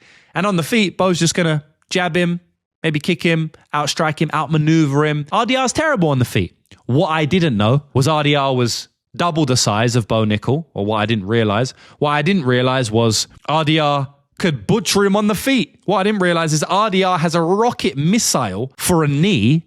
Like, I didn't know any of those things. I misread all of it. I guess I misread the grappling and wrestling correctly. You know, RDR did get on top once, but Bo Nickel was also able to win the wrestling and grappling for the most part. Like, he did what I thought he would do. Yeah, okay, I thought RDR could take it down, but I just completely misread the striking. I misread the clinch control, I misread the knee. I didn't even know the knee really existed. So yeah, just a terrible, and minus 300. And he was making a massive step up in competition.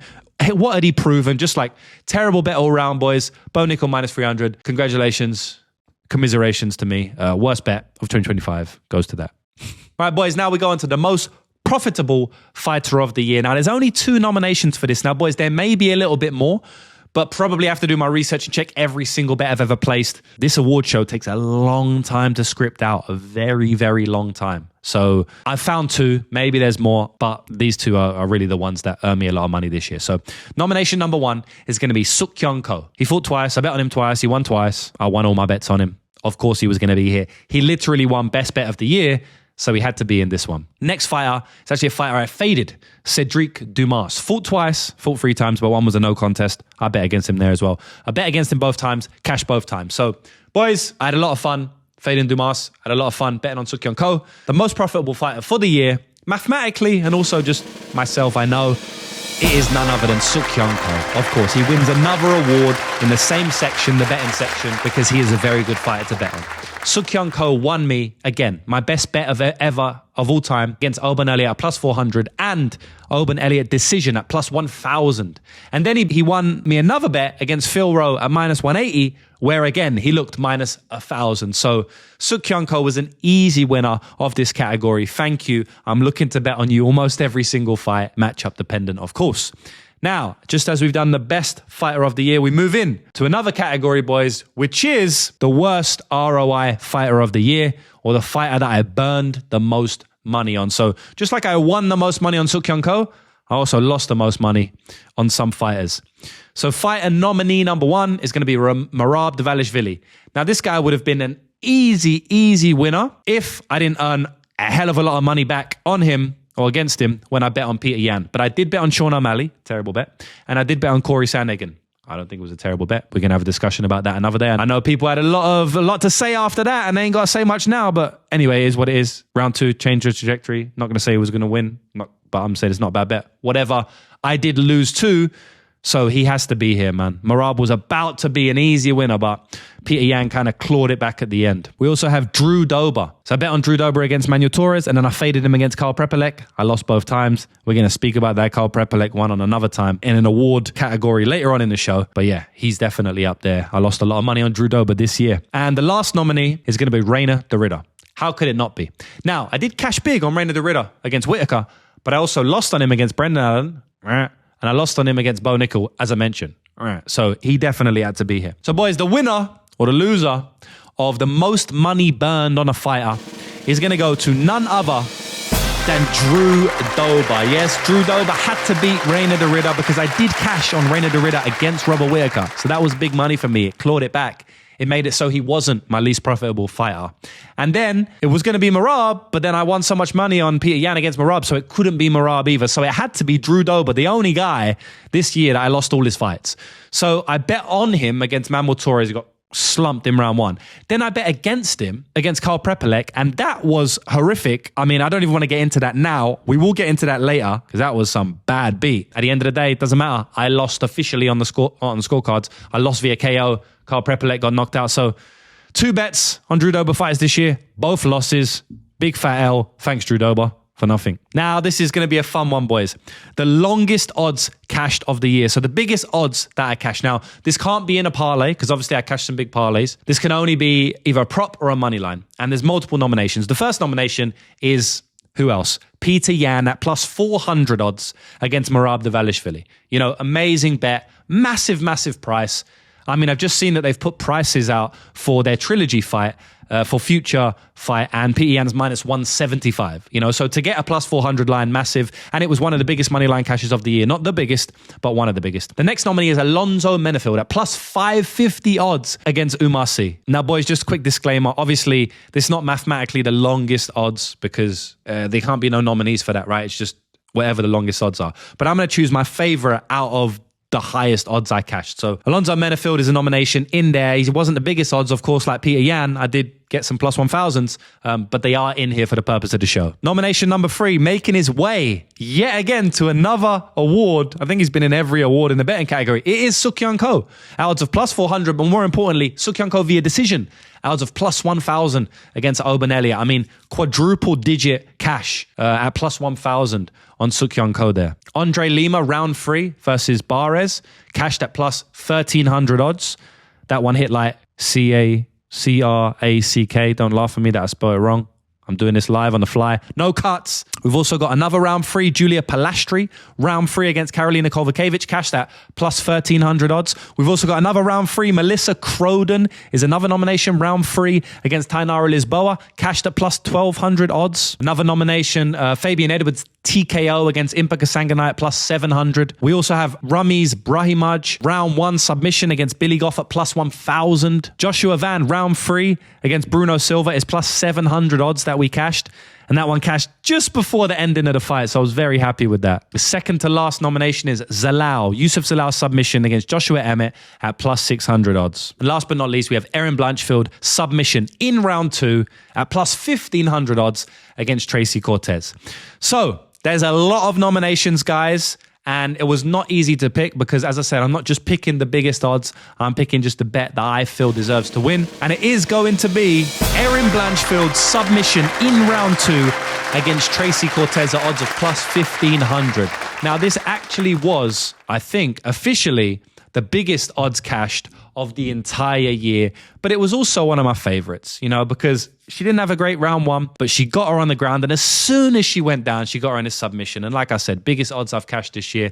I might have hit a plus 2,000 parlay. I mean, I did.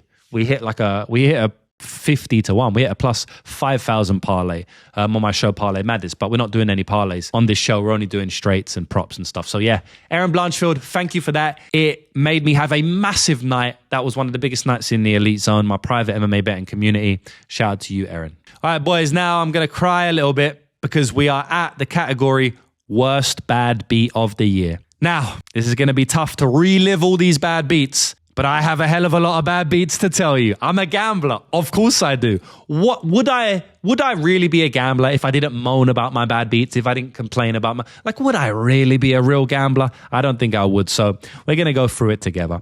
The first nomination is going to be Rizvan Kunayev against Curtis Blades at odds of plus 225, and Rizvan Kunayev via decision against Curtis Blades at odds of plus 600. And we're also going to add that Kunayev decision closed off a parlay, right? Which was with Sukyung Ko via decision plus 1,000, Kunayev via decision plus 600.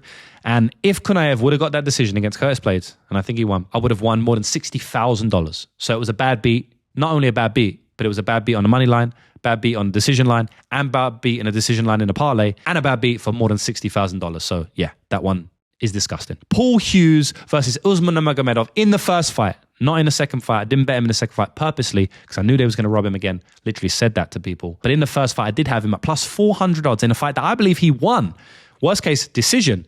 And they robbed him. They clearly robbed him. It was a blatant robbery. And it was tough to swallow. It was a bad beat. Next one is Amanda Lemos money line. And more importantly, Amanda Lemos via decision against Tatiana Suarez at odds of plus 800. One of the greatest bets that didn't cash in 2025. In my opinion, she won the fight. If not, it was a 50-50 toss-up. And they give it to the minus 400 favorite, minus 300 favorite. Amanda Lemos via decision plus 800 is going to always be sad in my heart. Another one is Stella Nunes at plus 700 money line against Loma Lookboonmee in a fight where she could have won. It was a 50-50 toss-up, and they give it to the minus 900 favorite. I mean, that one still gets my blood boiling. We have Jeremy Kennedy versus Movlid Kabalayev. Again, a 50-50 fight where they give it to the minus 700 favorite Movlid, and I can't get Jeremy Kennedy plus 550 over the line. Brutal variance there. And it happened a lot this year. It really did. Another one, Carl Prepelic, plus 400 against Drew Dober. I mean, come on. He was on his way to winning the fight clear. They take a point from Drew Dober. Drew Dober says, I have to get a knockout now. It changed the entire trajectory of the fight. Carl Prepelic was still injured while Drew Dober was just, getting his energy back. And then he just KOs him about a minute after they start fighting again. It was a brutal one, boys. Another one, honorable mention here, is Jared Gordon getting hit the day before the fight by a car. He got run down by a car the day before the fight. Came into the fight with knee sleeves because it tore his knee up, the car crash. Still fought, and then he gets knocked out in round 3 in a very competitive fight, to be honest, up until then, which is funny. What the hell is going on? If that's not a bad beat, I don't know what. It's probably the worst bad beat of the year because it's just such a random thing. I mean, getting hit by a car, we know we could get robbed by the judges, but getting hit by a car? Man, that's a tough one to take. So, boys, for the worst bad beat of the year in 2025, considering all things considered, I have to go with Rizvan Kunayev moneyline plus 225, Rizvan Kunayev decision plus 600, and Rizvan Kunayev decision in a parlay at plus 6,000 odds with Sukyung Ko decision against Curtis Blades. Way back on that fateful day, I lost more than $60,000, and the swing is even higher than that. The swing is probably about $70,000. So a very brutal loss there. And yes, maybe it wasn't the worst bad beat. You could argue Jared Gordon getting hit by a car before is worse. But with everything that goes into it, I wasn't going to lose $60,000 on Jared Gordon. I'll tell you that now. I didn't lose that. But I did with Kunayev. So that takes the cake, man. It's a tough game. All right, now this is the controversial one. That's why I've labeled it the chaos and controversy block. In this one, we're going through the robbery of the year, the letdown of the year, the worst ref/worst officiating call of the year, and the shit show of the year. This one's going to cause some drama, but it's going to be fun. So let's get into it. All right, so kicking off the chaos block, we have a letdown of the year. Now, if you don't understand what it is, it's someone, a fighter, or in general, just a letdown in the MMA world. What fighter debuted and just let us all down we had big hopes for? Was there a big fight we was looking forward to and someone pulled out? How were MMA fans let down this year? Now, this is the chaos block, boys, as I mentioned. So it's going to maybe create some drama. Maybe some fighters are going to be pissed off at me. Maybe some coaches are going to be pissed off. At the end of the day, boys, it's a bit of fun, but it's also real. I'm going to speak to you and tell you my real thoughts on things. And it is what it is. If people get pissed off, they get pissed off. I'm not coming at it in a disrespectful way. I'm coming at it in a real way. MMA is a global sport that gets spoken about and narrated on and bet on. So we're going to speak about it, boys. So for the letdown of the year, these are the nominations. In nomination number 1, we have Kevin Holland versus Daniel Rodriguez. He was a minus 600 favorite. The entire betting community bet on Kevin Holland there, myself included, at odds of minus 250. And he went out there and laid an egg in a 50-50 fight, but he went out there and laid an egg. He was supposed to dominate that fight, but he didn't show up. So he's nominee number 1. Nominee number 2 is going to be Tatiana Suarez. So, Tatiana Suarez for her whole career was built up to be the future champion. She was meant to achieve that as a favorite on the betting apps in 2025. Unfortunately, she did lose. And then, in my opinion, had a lackluster performance against Amanda Lemos. I mean, she had a lot of injuries in her career, so these things do catch up to you. But I know a lot of MMA fans were very ready, and even people that I know, bet heavily on Tatiana Suarez against Weili Zhang. They was very ready to crown her champion, but unfortunately, she didn't reach those heights. The next letdown is Louis Garuli. Now, coming off Dana White's Contender Series, he was supposed to be a bit of a problem in the division, and he's gone on in 2025 to have not one but 2 losses, and 2 clear-cut losses as well. So a pretty big letdown in my opinion. The next nominee is going to be Patchy Mix. Obviously, coming up from Bellator as the Bellator champion, some very, very good wins on his record. Sergio Pettis, Magomedov, and a bunch of others. He was praised, and the entire betting community, the entire MMA community had big hopes for him, and he hasn't achieved that. He's now gone on to lose 2 in the UFC. He's 0-2. For what it's worth, I thought he could have easily won that last fight, but it was a 50-50 fight in my opinion, and he definitely couldn't have won the Mario Batista fight. So, he has come in and not lived up to the expectation, so he had to be in this nomination. We're going to go with Peyton Talbot at minus 1,200 odds against Raoni Barcelos. Now, I know he did redeem himself at the end of the year, and to be honest, throughout the entire year, Felipe Lima, great performance, Henry Cejudo, great performance, but I'm not talking about Peyton Talbot in general, like I was with Patchy Mix, for example. I'm talking about Talbot's performance against Raoni Barcelos. It was a letdown because he was one of the biggest favorites of the year, minus 1,200, and he dropped the ball there. Didn't win, wasn't close to winning. It was a good fight, it was a good scrap, but he wasn't close to winning. That was a big letdown. And I think he let down himself as well. And he's been open about that. And he's definitely redeemed himself now, but he had to be on here because it was a letdown performance, one of the biggest of the year. Just like Peyton Talbot, we're going to go with Bo Nickel against RDR. Again, Bo Nickel did redeem himself by knocking out Adolfo Vieira in round 3 not too long ago. But his performance against RDR, it was a big letdown to the MMA community and a letdown to himself. He's mentioned this. So he had to be in here at minus 300 odds. Arman Sarukian pulling out of the Islam Makhachev fight the night before the fight, or night before the weigh-ins, whenever it was. Very, very disappointing and a massive letdown. Maybe the biggest. He might win. I mean, fuck, that was so upsetting that we didn't get that fight. I wish we got that fight. Such a great fight. There was a couple of others, but I'm going to leave those as the nominations. So guys, the number 1 letdown of the year for 2025 is going to be Patchy Mix. I had to go with Patchy Mix here because I had a lot of high hopes for him when he came into the UFC. The entire MMA community had a lot of hopes for him when he came in. He had high hopes for himself, and he hasn't lived up to it, So he has I'm not going to say let MMA fans down because he doesn't owe MMA fans nothing, but you know what I'm saying, right? This is the MMA audience. The MMA had high hopes for him. All the fans had high hopes for him. So yes, he wins letdown of the year. Now, I'm not saying this with any disrespect. I go to Extreme Couture. I've seen Patchy Mix training there. I know he's training his arse off every single day. But if you asked him, has he been a letdown in 2025? I 100% guarantee he's going to say, yes, I have been a letdown. So yes, he wins letdown of the year this year. It was close between him and Arman pulling out against Islam. I know Patchy Mix is a good fighter and he can do big things. I don't know whether he's getting older now and some of the injuries have caught up to him and he's not the fighter he was. I don't know whether the UFC jitters got to him. I don't know whether he just didn't perform on those days. Maybe no one will know except for himself. But the fact of the matter is he didn't perform to the best of his ability and he has won this year's letdown of the year. All right, this is a fun one, boys, because I know people screaming robbery every single year, every single fight almost that doesn't go their way, but this is the robbery of the year in 2025. So nominations for this is going to be, the first nomination, Sergey Spivak versus Waldo Cortez Acosta. Now, I bet on Waldo, but I'm still putting it in here because I'm not biased. And of course I am biased, everyone is, but I'm trying to not be biased. And I'm giving you my honest opinion to where I thought Spivak won the fight. Waldo should not have cashed, but he did. Is what it is. Waldo kind of got another robbery with Ante Delia as well. So it's kind of crazy. He's got 2 robberies this year, but it is what it is, You can't blame him. He just went out there and fought. The next robbery is going to be Stephen Wonderboy Thompson against Gabriel Bonfim. Bonfim shouldn't have won that fight. I don't think he won that fight at all. like at all, you know. He lost round 2 and round 3 clear, in my opinion. I bet on Stephen Wonderboy at plus 300, so maybe I'm being biased, but I'm trying not to be. That was a clear robbery. Francis Marshall versus Myron Santos is the next nomination. I thought that could have been a 3-0 to Santos. 3-0 to Marshall.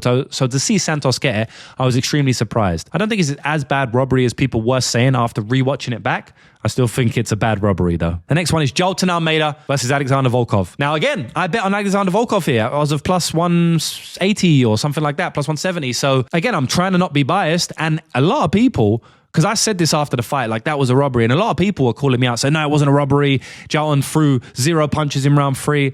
I personally thought it was a robbery. Like, you know, Volkov didn't really do anything in round 3 ever. He did a bit more damage than Jolton, but not by a lot. And he got controlled for the entire round. So I had that Jolton fight for Jolton, and I had it as a robbery. The next one, Diani Barbosa, plus 180 against Karine Silva. Now, this is one that I bet on the one who lost. I thought Barbosa won it clear, to be honest. Now, look, it was a close fight. I still thought it was a robbery. I thought she won it clear. I don't think you can get to a Silva scorecard, to be honest, but it was still a close competitive fight to some degree. But yeah, that was a bad robbery in my opinion. It deserves to be a nominee. The last nomination is going to be Rizvan Kunaya versus Curtis Blodes. I mean, we've done this one to death. This is a terrible decision, boys. I mean, it was a clear Kunaev win. I mean, I don't have nothing to say. Like, he won clearly, you know. Could have won every round. I mean, terrible decision is what it is. Boys, the worst robbery of 2025 is going to go to Francis Marshall against Myron Santos. I think this was the worst one in terms of the clearest one, you know. Or I guess the reason I wanted to go with it is because I thought there was a really, really massive argument that Francis Marshall won 30-27. Whereas most of these other ones, it was like a 29-28 decision. Like Wonderboy did not in any world win round 1, you know. Volkov did not in any world win round 2. Or Jolton didn't win round 1, I should say. Like, you can't score 30-27 for those fighters, even if you think it's a robbery. You can score this fight 30-27. He hurt him, rocked him, grappled him. Like I said, it wasn't as bad a robbery as maybe I first thought on rewatch, but this goes down as the worst robbery of 2025 in my eyes, boys, and I think almost everyone scored it for Francis Marshall. So commiserations to you and anyone who bet on Francis Marshall. That wins robbery of the year 2025. All right, let's have some fun now, boys. This is the worst referee or the worst officiating moment of 2025. And Lord knows there has been a lot. Like with the robberies, there wasn't that many bad, clear-cut, crazy robberies. 2024 there was. But there was a lot of bad refereeing moments yet again in 2025. So we're going to go through them now and pick out a winner. The first one, we're going to go with Dan Murgliata's terrible performance in the Carl Nelson versus Frivola fight. I mean, Nelson knocks him out. Should have been stopped. Does get stopped. Not really, but kind of. I mean, it was terrible. The fight should have been stopped. I don't understand how that continued. Should have been stopped. Shouldn't have let Frivola go out for round 2. He ended up losing anyway. Just a bad moment. The next one is going to be Jake Matthews versus Neil Magny. Now, referee Jim Perdios literally stops the fight because Jake Matthews has a guillotine in round 1 because he thinks Magny taps. And Matthews goes off and celebrates. Then he comes back and the fight gets called back on and then he ends up getting finished in round 3. Terrible. The next one is Ante Delia versus Waldo Cortez Acosta. The exact same scenario where the fight is called off via KO and then they review the eye poke. They say it's an eye poke. Ante Delia has to go back out and fight and then he gets knocked out himself. Just like Jake Matthews, like he submitted Magny, then he gets submitted himself. He knocked out Waldo and he gets knocked out himself. I mean, both of those fighters should not have to go back out and fight after believing they won. Very bad refereeing decision. Another one is when Kevin Holland was forced to go out and fight after being kicked in the nuts by Mike Malott. I mean, the referee's literally saying, like, you have to fight. He's basically saying you can't stop, which is crazy. And Holland does not want to fight after that. You know, Holland's like, I don't want to fight anymore, but yeah, he was forced to continue. It was bad refereeing there. I want to give this a shout out. This is a karate combat one. Sam Alvey got knocked out by Ro Bellis de Spain. And again, he was basically forced to fight after being already knocked out. It was extremely late stoppage. And you got head kicked unconscious, right? If you go back and watch that fight, the fight should have been stopped. Like, Sam Alvey is out on his feet. Why is he going back and fighting again? Like, why is the referee making him go out and fight and then get knocked out unconscious? It didn't need to happen. Last but not least, we got another refereeing mistake where the referee forces Junyoung Park to go and fight against Ismail Nadia after getting poked in the eye multiple times, kneed in the head through the skull from a illegal position. And then instead of disqualifying him, he has to go out and fight Ismail Nadia and is able to grapple him to a win crazily after that. But yeah, just really bad refereeing, man. So guys, the winner for the worst refereeing officiating moment of the year is going to go to Jim Purdius for his officiating in Jake Matthews versus Neil Magny. Now look, there's a lot of ways you can look at this. You could see a terrible non-stoppage like the Matt Frivola Carl Nelson one and say that's way worse because visually it looks worse. Someone's getting pelted, basically unconscious. Whereas Neil Magny, there was no damage done there, right? So you could look at that being worse. But in my opinion, if you call a fight off and you call the fight a submission win, and the fighter goes off and celebrates his submission win, right, with his team, they're all celebrating, to then change the result of the fight in the octagon, which I don't think you're allowed to do. He kind of pretended like he said, oh, no, I didn't say the fight was over, even though he did. He basically just said he didn't to cover his tracks and for him to be able to continue the fight, right? You can't do that. You can't allow a fighter to go and celebrate, call a fight a submission win, and then say he has to continue fighting. And on top of that, Magny didn't even tap anyway. So he got that wrong as well. You know, it's not just that he made the fighter go back out and fight, but he said the fight was over. Why? I don't understand why. There was no tap. He just thought the fighter was out or something. Just terrible, terrible refereeing all round. And at the end of the day, once you make the mistake, in my opinion, you have to own that mistake because it's just so unfair to make Jake Matthews go out there and fight after he thought he had won. The adrenaline dump is crazy in the octagon. Now, on the other hand, I think it's unfair to call a submission wrong and Neil Magny loses via submission when he didn't even tap. That's unfair as well. But you can't do two unfairs. You have to just stick with one, right? And the rule book states that if you call a fight finish, you can't then restart the fight. He acted like he didn't call it a finish, so he was allowed to restart the fight. Said, no, I only called break, like it's not actually a finish. But he did call a finish. We all saw it. I heard it. Yeah, worst referee moment of the year, in my opinion. Similar to Ane D'Elia, but D'Elia clearly poked him in the eye. So it's like he made a mistake there himself. Matthews didn't do anything wrong, man. He just almost submitted him, you know? So yeah, unfortunate for Matthews, and I'm giving that the worst referee moment of the year. All right, now we made it to a crazy category, shit show of the year. Now, boys, this is different from the worst refereeing moment of the year. It's just a shit show in MMA. What went wrong? What happened? Like, you know, a couple years ago, Tony Ferguson tripped over a camera wire shooting content for the UFC and had to pull out of a fight. Like, that's a shit show. So that's what this section is for. And as always, in MMA, there's a lot of shit shows that went down. So we have a lot of nominations. So let's get through them. So, boys, the first nomination is going to go to Tom Aspinall versus Cyril Gane and the eye poke. I mean, honestly, boys, this might just straight up win outright, even though I'm mentioning it as the first nomination. Do I need to explain it? All of you know what happened in that fight. It was a shit show. Not only what happened and the fight was over, which was very unfortunate because it was turning out to be a very good fight, and I was very interested to see how Aspinall looked over 1.5 rounds. I mean, everyone was calling him a 100% loser. Everybody was saying that, you know, he basically, you know, 80% he was going to lose that fight. I think it's silly talk. I think we don't really know what was going to go on at all, to be honest. I think it was a 50-50 fight up until then. I mean, people were saying that Aspinall was clearly losing the fight, like losing badly and stuff. I don't know what fight they watched. Aspinall was throwing head kicks, landing head kicks on the guard. He was landing his own shots. I probably favor Cyril Gane in that iteration, but it was still a close fight. So for us to lose out on it, it was so disappointing, you know? Like, because I don't think we lost out on an inevitable outcome, like people are saying. If it was an inevitable outcome, it wouldn't be as much of a shit show because, like, oh, well, we knew what was going to happen anyway, but I don't know what was going to happen. That was going to be a great fight. So we lost out on that. And then obviously after Dana White semi-beefing with Aspinall's team and Aspinall saying, you know, 3 months later or 2 months later, he still can't see. Like, it was just a shit show in general. Hopefully they run that back, but it had to be a big nominee, and that's why I've done a big piece on it. The next shit show has to be Arman Sarukian pulling out of the Islam Makhachev fight 1 day before the fight. I mean, again, just like the Aspinall one, this might just outright win it. Maybe they both win it together in a joint winner, because that was such a letdown to the MMA community. And I don't know if we're ever going to get that fight now, seeing as Islam has moved up to 170 pounds. I don't know if we're ever going to get it. That was a shame. Derek Lewis versus Taliesin Teixeira, and that terrible stoppage that went down to cap off a terrible, strange, weird, I believe it was a fight night in the main event. If I'm remembering correctly, that was a shit show, boys. I mean, terrible stoppage, strange outcome. I mean, what more can I say? The next nominee is going to be Isaac Dolgarian versus Yair Del Valle. One of the biggest shit shows in MMA history, really, with the FBI investigating Isaac Dolgarian getting cut instantly, being accused of doing illegal movements and betting against himself. I mean, yeah, that speaks for itself. For our last nomination, we're going with Macy Barber, as she pulled out of her Erin Blanchfield fight on fight night due to a seizure. You know, That fight was a very intriguing fight. I was very much looking forward to it. Hopefully we get it one day. So for Macy to pull out on the fight night, I'm glad she's all better now. Obviously, all love to her, but it was still a big shit show at the time for the UFC. So those are the nominations, guys.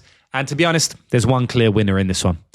The 2025 Shit Show of the Year for the Lucrative MMA Awards is going to be Isaac Dalgarian and Yaida Del Valle betting conspiracy scandal.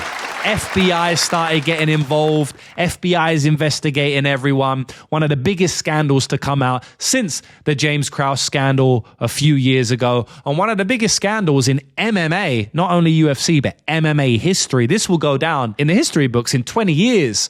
People will be talking about, oh, this fighter bet against himself, or he was perceived to have bet against himself, or he was investigated in potentially betting against himself or his team or whatever it may be. The FBI got involved in a major sport. Like, this is going to go down in history. So it was an easy decision for me to pick this one. All right, now we've made it to a special block. This is what I call the community/creator block. So this block includes basically one category, which is the best content creators of the year in this MMA space. And the reason I'm creating this one is to shine some light on some of the people who are out there putting in the work week after week, whether they are perceived to be a direct competitor to me or not. I don't care. I just want to shine light on these guys because they've done a good job this year. I want to rise up the community and shine a light on some people that you may or may not know. Now, I have to do a disclaimer here, boys. I don't watch MMA content. Now, I watch like interviews of fighters. You know, I watch obviously lots of fights. I watch Dana White interviews. I watch some Joe Rogan podcasts where he interviews people, maybe speaks about MMA. But I don't really watch other MMA content creators. Sometimes I do, and I'll get into that in a minute. But this is a very important disclaimer. But for the most part, I don't really watch content in general unless it helps me make money, helps me in my business endeavors, or helps me with my MMA betting endeavors. That's why I watch interviews and stuff like that. So it's tough for me to give out the best content creator award because I don't really watch content creators. You know, I'm too busy creating content. As I said, this takes a long time to create these type of videos. So I'm just going to name a few who maybe I've watched a little bit. Maybe I haven't watched, but I know of them. I know they make good content because I've clicked on their content once or twice. So I might not be like super accurate in terms of this guy's definitely the best, but these are people that either I respect or I want to shout out or I think they're undervalued or whatever. And I'll give a little one or two sentences to why I nominated them, right? So the first nominee is going to be the Club and Sub podcast. So this is run by John Stargarian and Danny Lags. And I've been watching these guys for many years. They do a betting podcast just like myself. And I enjoy watching it, you know. It's like my guilty pleasure. I watch these guys most weeks. And I don't watch a lot of MMA betting shows. Like I'll go back and forth. But these guys, I've been consistently watching them for a few years. Now, it's not every week, I will say that. But it's definitely a lot of weeks. So I feel like they got way less subscribers than they should. They got way less views than they should. So I want to give them a shout out. Shout out to you guys. Thanks for entertaining me for 50 minutes every single week for the last few years. The next content creator I want to shout out is Bedtime MMA. So I believe this guy hit 100K subscribers recently.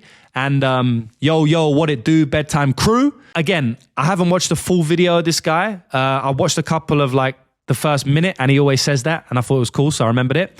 The reason I'm shouting this guy out is because I know he's grown a lot recently. And the reason I know that is because I listened to his interview with Tim Welch. So he was on the Tim Welch podcast. And I noticed he was on a Tim Welch podcast because it just came up on my feed. And I was like, damn, this guy just started creating videos in like his bedroom, right? Or whatever, in his house. And now he's on a Tim Welch podcast. So it just shows you what you can do with MMA content these days. It shows you what you can do with content. And it's inspiring. You know, I've done a lot of the same to some degree, not been on Tim Welch's podcast, but, you know, interviews with Chris Duncan, hanging out with Carlos Prates, Extreme Couture, these type of things. So it's inspiring to see another guy do it at a higher level than me with, you know, like 5 times the subscribers I have. So yeah, shout out to Bedtime MMA.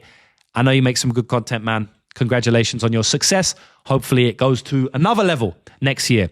Speaking of another level, I have to shout out basically the GOAT in the MMA community for content, which is MMA Guru. You know, obviously this guy doesn't need a shout out. Bedtime MMA doesn't need a shout out. You know, they got bigger channels than me. Doesn't matter though. I still want to shout them out. This is not about who's got more views. Like, he doesn't need me to shout him out. But at the end of the day, man, we got to acknowledge this guy. This guy had a podcast with Mighty Mouse this year. Now, I think I don't know if he got kicked off. He left that podcast or something like that. I don't pay attention to the drama, lads, but I know he was talking some shit about like because he always does. And I think he left the podcast or whatever. But he got a podcast with Mighty Mouse just from content. We have to acknowledge that. How could he not be here for Best MMA Content Creator of the Year? He had to be. The next one I want to shout out is Brady. DFS by the numbers. He just recently hit 30K subscribers. He's been grinding like me for a long time. Came up in the MMA betting community, same as me. So yeah, I wanted to give him a shout out, man. I'll also give a shout out to Uncle Wheezy, who does a show with Brady. Again, grinding, consistent work ethic. Yeah. What can I say, man? Shout out to Unc. I want to give a shout out to Beat the Line broadcast. I went on this show a couple of times this year. Thanks for inviting me on, guys. I want to shine some light on these guys. These are also cappers, just like myself. They have packages, betting packages, just like myself. 2 out of 3 on the show, but that's key free picks. Dravi, Pegasus. I want to give a shout out to all of you guys. Consistently coming up with good content week after week. Another one that I have in my rotation most weeks. I also want to give a shout out to Narco Cop MMA. Again, what can I say? Lambo plays. I want to give a shout out to Timothy Troiano as well. You guys consistently week after week, Lambo plays, hitting Lambos. Shout out to you. One thing I will say, boys, there's a lot of people in my MMA betting community, right?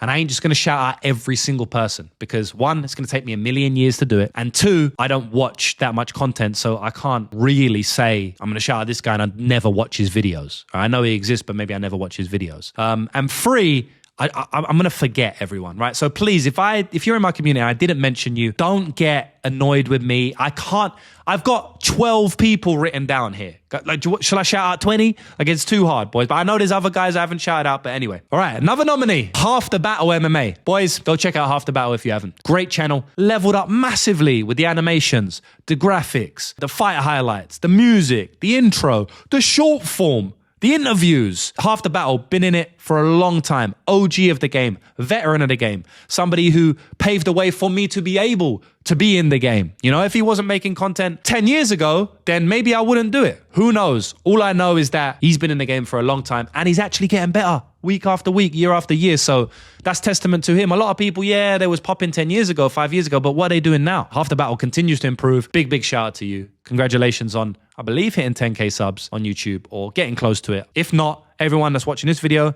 go subscribe to him and help push him past 10K. I think he's already got it though anyway. But help get him to 11K, 12K, 20K, 100K in 2026. Let's go, Dan. I got to give a shout out to my man, Matty Betts. Some of the best short form content in the game now. We're on YouTube right now. He makes YouTube content. I really want to highlight Matty's short form content. That's why I want to shout him out, because he makes the best short form in the game. Literally the best short form content in the entire game. I mean, some of those cycle parlay videos he made, unbelievable, man. Everyone go follow Matty Betts. I mean, he doesn't need me to say it for him. He's got loads of followers anyway, but yeah, great content.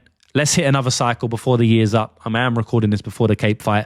Hopefully we hit that cycle there. Yeah, shout out to Matty, one of the GOATs in the game, to be honest. Just like Matty, I want to shout out Hey Jive Picks. Now, Hey Jive was recently on CBS. I want to give a big shout out to that. Again, just like Bedtime MMA on the Tim Welch podcast, and even Matty Betts owning Home of Fighter and this type of thing. Now we've got Hey Jive, who creates content just like me, makes videos, MMA prediction, MMA better, and now he's on CBS. Like, he's leveling up. You know, he's stepping on the gas. He's moving into the mainstream. You know, I want to give that a big shout out. It's amazing. Shout out to Hey Jive Picks. This section's going on for a long time, boys. But I got a lot of people that I want to shout out. So shout out to Hey Jive. We'll do some content soon for sure. I need to give a shout out to the OG of the game, MMA experts. Every single week, multiple videos for years. I know how hard that is because I have done it this year. And obviously I've been on the game for a long time. I haven't been as consistent as MMA experts for the last 6 years though. I've been consistent in the bets, of course. I've been betting my VIP, Elite Zone, all of that. But to actually make the videos and edit the videos and all of this stuff, obviously I don't do the editing, but yeah, just to have a whole operation, it takes a lot of fucking time, man. Because not only do you make the videos, if you don't edit them, you have to still speak to the person who edits them and come up with ideas and go back and forth and stuff. It takes a lot of time, man. So MMA experts have been so consistent for so many years. I had to shout him out. Someone else I want to shout out, Carrie's Corner. Now, this is a female in the MMA betting space, which is super rare. It's not common. There's hardly any of them. And Carrie makes some funny videos. She'll be making a sandwich in a kitchen and she'll give out MMA picks after making a sandwich. You know, like, yeah, I think Alejandro Pantoja's going to win because, wait there, let me just eat this sandwich. Like, it's funny, you know? Shout out to Carrie. She's doing well on Instagram. She's blown up on Instagram to some degree. So congratulations. Shout out to you. And that's it. That's a lot of effort nominees. Look, I've got more. Of course, I could shout out more if I really sit down and think about it, boys. please, one more disclaimer or one more, I don't know what you call it, a suggestion. Don't get mad at me if I didn't call you out today. Don't get mad at me if I didn't call your favorite predictor out. There's loads more. As I say, I don't even watch content for the most part, so I don't even know who's good and not good, but I know these guys do their thing. So I want to shout out these guys. Now, lads, to pick out the number one out of this, how can I do it? I can't do it because I don't know the number one, right? So because I don't really watch the content. So it's going to be very hard for me to pick number one. I'm just going to say all of these guys are number one. This is a community shout out, right? So I'm not giving the award. I'm not qualified to give the award, honestly, because of the disclaimer I gave before the block. So that's it, boys. There's just nominees for this one. They're all joint winners. You can call it a bit of a cop-out. It is what it is.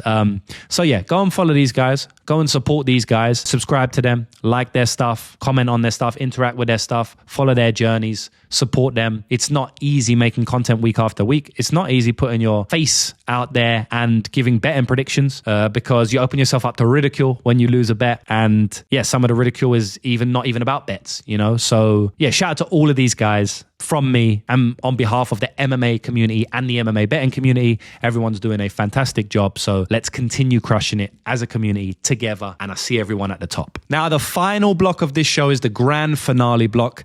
These are the two biggest awards. So we're going to crown overall the grand prize of Fight of the Year. Women's MMA or men's MMA, doesn't matter. We're doing the Fight of the Year and the same for the Fighter of the Year. Not a men's fighter, not a women's fighter, but the overall Fighter of the Year. This is going to be a fun way to end the show, boys. Let's get into it and pay the respects to the best fighter of 2025 and the best fighter of 2025. So, boys, without further ado, the best fighter of the year, and we've already done it, but we're going to do it one more time. It's Islam Makhachev.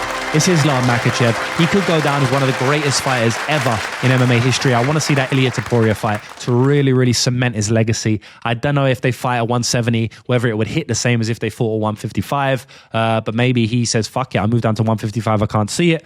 But maybe Ilia is just like crazy and he moves up to 170 and he cements his legacy as the best fighter of all time. I really feel like we could be looking at the two best fighters of all time. I mean, I don't think anyone will surpass John in my eyes. I mean, maybe they will, John Jones, but yeah, I mean, Ilia Topuria or Islam, if we get that showdown, it's going to really prove who the best fighter of all time is. But best fighter of the year, Islam Makhachev, easily. Now, for the fight of the year, boys, it was between two Dana White's Contender Series fights, which is crazy. And I think you know who I'm going to go with. I'm going to have to go for the male fight of the year as the ultimate fight of the year, which is Martinetti versus Vologdin. This was a slobber knocker, a banger, one of the greatest fights in MMA history, and it happened in 2025, so it has to win the ultimate fight of the year. This is the grand prize, and it deserves to go to you guys for the show that you put on in the Dana White's Contender Series Octagon. Thank you very much. And that, boys, was the 2025 Lucrative MMA Award Show, the very first annual MMA award show. Maybe we do this every year, maybe we don't. All I know is we smashed it out in 2025. I want to say thank you very much to everybody who subscribes. I also want to say, please click subscribe one more time if you haven't already. A lot of people watch me and don't even subscribe. They just watch me. A lot of people think they have subscribed, but if you check now, you might see that you're not even subscribed. If you can click the subscribe button, it's free. I'm trying to get 20,000 before the end of the year, and I really think we can do it. You know, I only have 900 to go, and by the time this video's out, it's probably about 700-800. So let's try and smash that butt, boys. But more importantly, I want to say thank you very much for your overwhelming support, your overwhelming, nice, positive, supportive comments. They have really spurred me on and inspired me to do big things in 2025. So as the bad comments. You know, it's very easy for me now to deal with hate comments. For the first 6 months or so, when I started getting them 5 years ago or 3-4 years ago, I was like, damn, like no one's ever spoke to me like this before. This is crazy. Like, this is on the internet. What am I going to, this is annoying, but boys, this is 3-4 years ago. Now I can deal with the hate comments easily. But if I'm being honest, the hate comments probably make up around 1 to 2%, you know, maximum. 98% of comments are positive and supportive. And I want to say thank you for that. You guys inspire me to keep on putting money in your pockets. And that's what I've been trying to do. You know, for the last 2 years, I'd say, I've put my heart, soul, and spirit into business. And a lot of my business is MMA betting, right? Not only do I have my Elite Zone, my private betting community, where I help you make money from betting on MMA, but I also have a massive betting operation that I run myself, that I ran way before making any real money on my subscriptions. So that takes a lot of my time, a lot of my effort. I've scaled up massively. I'm betting on 13 different sports now, boys, and it takes a lot of time and effort. I'm also building software, right, which will be out in 2026.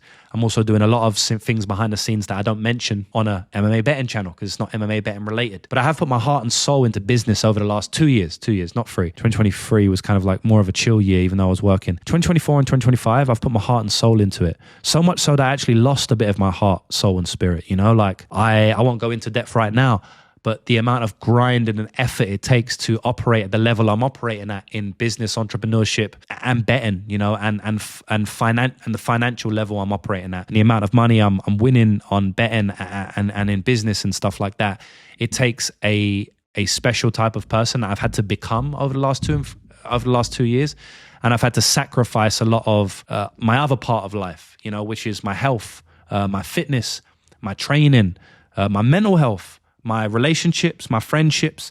Like, a lot of that is sacrificed. I don't regret it because the foundations I've built in those 2 years are going to last me for the next 50, you know, but I am going to get back to a lot of the healthy habits, both mentally, physically, emotionally, spiritually, that I have had throughout a lot of my life, especially when I was a little bit younger, coming up, you know. So I say all that to say this, boys. It's been a grind creating these videos, cash in big. It's been a grind, but I don't regret it. But I want to say thank you, because without you guys, I wouldn't have felt the confidence to put in that grind. You know, if no one's watching these videos, I ain't going to make them. I'll just speak to my mate about MMA. You know, I love doing it, but I ain't going to sit down and buy a professional camera and buy a professional microphone and script videos and write them out. And I ain't going to do that if no one's watching, for the most part, you know. Maybe for a year I would, but if no one's watching after a year, I'm going to be like, oh, I'm going to long it off. So thank you guys. I really appreciate it. I hope you enjoyed the channel. The channel's grown crazy. Instagram's going crazy. Twitter, everything's grown. I hope you've enjoyed it. I put in a lot of effort, as I've said. So for me to get the positive feedback that have been this year, it shows that it's working. And yeah, I'm going to keep on trying to put money in your pocket in 2026. We're not finished yet. In reality, we're only just getting started. You're going to see big, big things from me in 2026 and 2027 and beyond. You know, I'm going to show you, and I'm going to show everyone that it's possible to love MMA, love betting on MMA, to making money from MMA, to invest in that money into building your brand and building software, blowing up the software with the brand that you made, putting money in people's pockets throughout that, and then making it to the top of the game in entrepreneurship and the MMA scene. And I'm going to prove that over the next few years, that you can do that with hard work, effort, and developing a skill set, you know? So that's it, boys. Peace and love. I've enjoyed this year. Hope you've enjoyed it as much as me. And I'll see you next year. Nothing more to say. Mwah. Love you all. Merry Christmas and a Happy New Year.